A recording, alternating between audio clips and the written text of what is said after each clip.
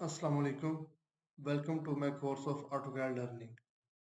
आज की इस वीडियो में हम ऑटोकैड का एक बेसिक सा यूज़र इंटरफेस देखेंगे और ऑटोकैड के अंदर यूज़ होने वाली डिफरेंट कमांड्स को देखेंगे।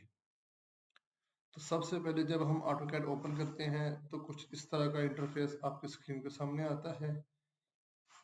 इस इंटरफेस पे सबसे ऊपर ये टूल्स रिबन मौजूद होता है जिसके अंदर डिफरेंट टूल्स मौजूद हैं। हम इनको सिलेक्ट करके इन पे क्लिक करके भी ये टूल्स यूज़ कर सकते हैं या हम इन्हें मैन्युअली टाइप करके इन्हें यूज़ कर सकते हैं। उस टूल रिबन के नीचे ये आपके पास जिस एरिया में मेरा कर्सर मूव कर रहा है ये सारा ड्राइंग एरिया कहलाता है।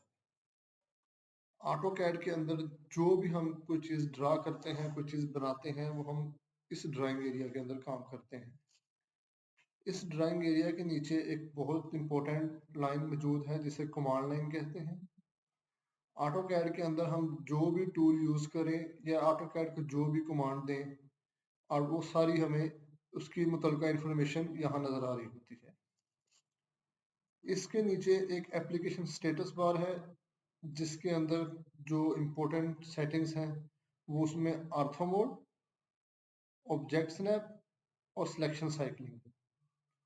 आर्थो मोड हम तब यूज़ करते हैं जब हम बिल्कुल स्ट्रेट लाइन में मूव करना चाहते हैं। वो स्ट्रेट लाइन हॉरिजॉन्टल भी हो सकती है, वर्टिकल भी हो सकती है। ऑब्जेक्ट स्नैप में हम राइट क्लिक करें, इसके सेटिंग्स में जाएं तो आप देखेंगे यहाँ डिफरेंट उसने स्नैप्स के ऑप्शंस हमें दिए हुए हैं और हमने इसे सबको सिलेक्ट हमेशा ऑन रखना है। उसकी रीज़न ये है कि जब भी हम कोई काम ड्रा करते हैं, एक ऑब्जेक्ट ड्रा किया, दूसरा ऑब्जेक्ट हमने ड्रा करना है तो हमें ऑब्वियसली कोई इन्फॉर्मेशन चाहिए होती है कि इसका एंड पॉइंट कहाँ पे है, मिड पॉइंट कहाँ पे है, सेंटर कहाँ पे है। अगर दो लाइंस आ रही हैं इंटरसेक्ट कर रही है तो इंटरसेक्शन पॉइंट कहाँ पे है। तो उसके लिए हमें ये सारी चीज़ें को ऑन रखना बहुत ज़रूरी है। यहाँ से हम अगर इसको ऑफ कर देंगे तो वो हमें ड्राइंग पे शो नहीं होगा।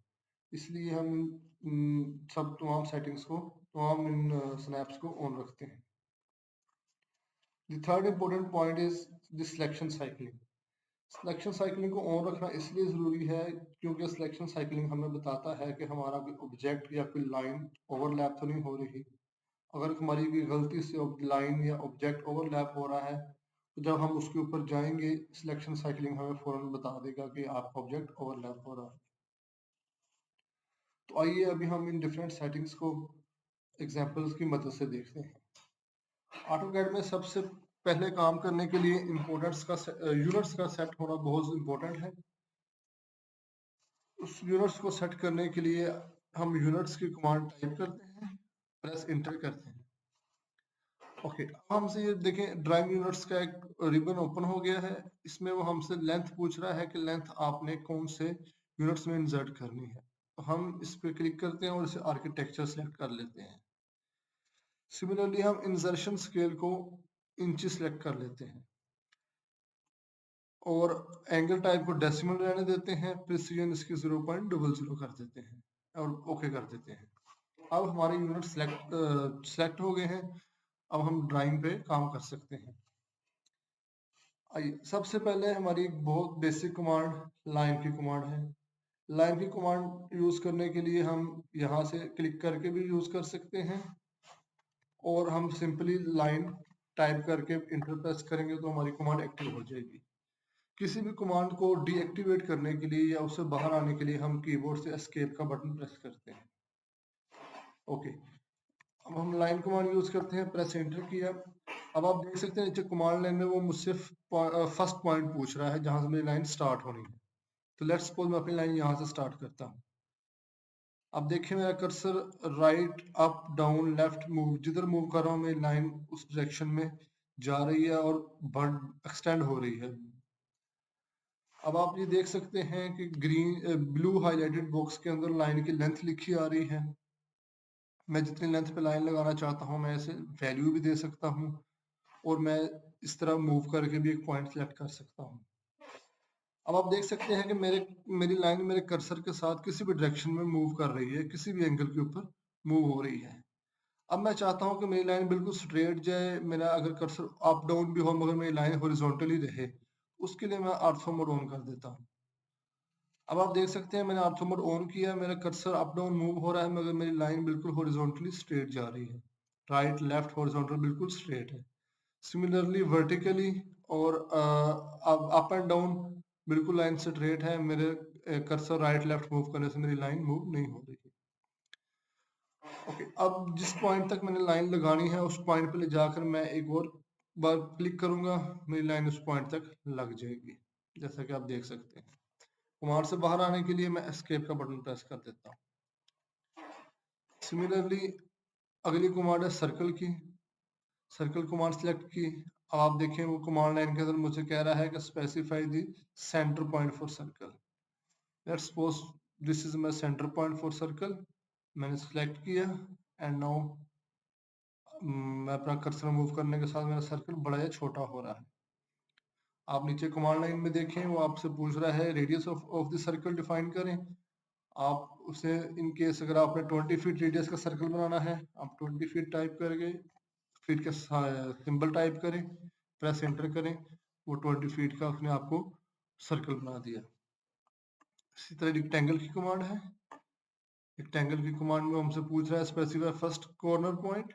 लेट्स सपोज मेरा रेक्टेंगल यहाँ से ड्रा होना है, ड्रा करता हूँ। अब आप मुझे देखें नीचे कमांड लाइन में वो मुझसे पूछ रहा है आप एरिया भी डिफाइन कर सकते हैं, इसकी डायमेंशन भी दे सकते हैं, और अगर आपने किसी इसको रोटेट करना है, किसी एंगल पे लगाना है, तो उसमें रोटेशन भी डिफाइन कर सकते हैं। तो मैं डायमेंशन डिफाइन करता हूँ। डायमेंशन के लिए अगर आप देखें मेरे जहाँ कर्सर आ रहा है उसने डी सिंबल को, डी अल्फाबेट को उसने ब्लू और हाईलाइट किया हुआ है। इसका मतलब है कि मैं डायमेंशन के लिए मुझे डी प्रेस करना है एंड देन एंटर प्रेस करना है। अब मैं अपने रेक्टेंगल को डायमेंशन दे सकता हूँ। अब देखिए नीचे कमांड लाइन के अंदर वो मुझे कह रहा है specify length for rectangle. Let's suppose मेरे रेक्टेंगल की लेंथ 15 फीट है, एंटर, और उसकी विड्थ है 30 फीट, एंटर। ये उसने मेरा 15/30 का रेक्टेंगल एक ड्रा कर दिया है। आप देख सकते हैं मेरे जो मैंने पॉइंट डिफाइन किया था उस पॉइंट के राउंड मेरा रेक्टेंगल मूव कर रहा है। जिस साइड पे मैंने रेक्टेंगल ड्रा करना है उस साइड पे कर्सर ले जाके पूरा क्लिक किया और मेरा रेक्टेंगल उस साइड पे ड्रा हो गया। Okay, the next command is polyline command. Polyline command और लाइन कमांड बिल्कुल एक जैसी कमांड है, सिर्फ उसमें फ़र्क ये है जब आप लाइन कमांड यूज़ करते हैं आपने उसके अंदर मल्टीपल लाइंस ड्रा की, अब वो उस लाइंस को डिफरेंट सेगमेंट्स में ब्रेक कर देता है, जबकि पॉलीलाइन में ऐसा नहीं होता। पॉलीलाइन जब आप यूज़ करते हैं आप जितनी मर्जी लाइंस ड्रा कर दें, उससे लाइन के सेगमेंट्स ड्रा कर लें, वो उन सब को एक ऑब्जेक्ट कंसिडर करेगा। This is the main difference between line and polyline. फिलहाल की वीडियो में इतना ही, मिलते हैं नेक्स्ट वीडियो में, तब तक के लिए अल्लाह हाफिज। अगर आपका कोई क्वेश्चन है या आप कोई सजेशन देना चाहते हैं तो मेरे साथ इस ईमेल पर रब्ता कर सकते हैं।